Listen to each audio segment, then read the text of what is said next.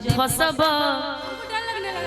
तू जदि सटब तू करा से तो हम फसब जाके जो सरा से हम जाके सटब करा से तरह फसब। देख रहे खूब बात कर रहे हैं आप। अच्छा पति होकर के भाग जाए तो पत्नियां क्यों नहीं सुधारने के लिए करना पड़ेगा। की हई बिलरनु दहिया के हरे रखवा रे बाराजा। अच्छा की हई बिलरनु दहिया के हरे रखवा रे बाराजा। की हई बानर नरियर फोरे प तैयार बाराजा तैयार बाराजा। कि ओहो के पटावेला तू लोकड़ा से हम फसब कौन दोसरा से तू जाके सटब जो करा से कि हम फसब जाके दोसरा से।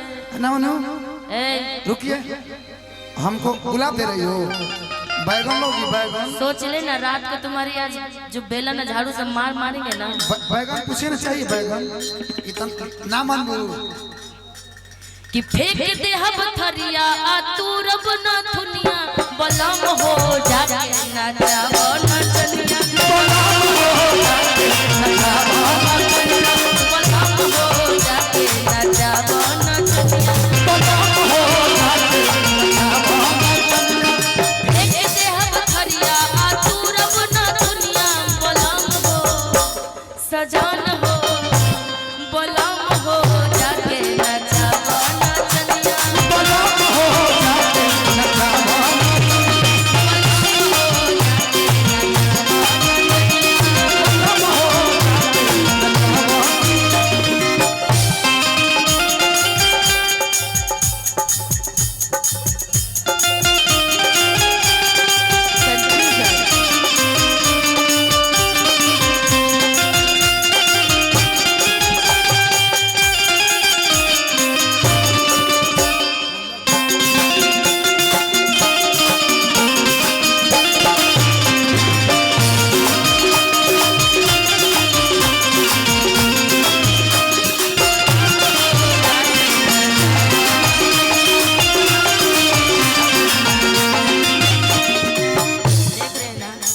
इधर एक मेरे शेर है इधर आइए ए हनीबू हनाओ इधर आओ एक खाली हनीबू अंक इधर आओ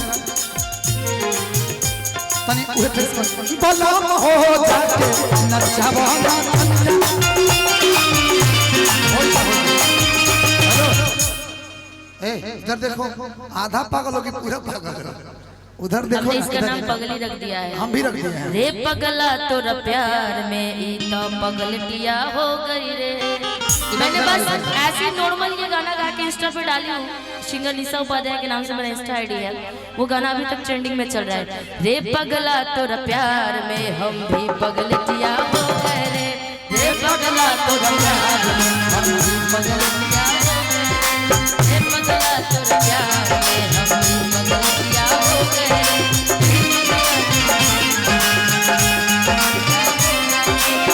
इसके धूप में जल जल के इसके धूप में जल जल के करिया चकलटिया हो गए रे। हे पगला तोरा प्यार में हम पगलटिया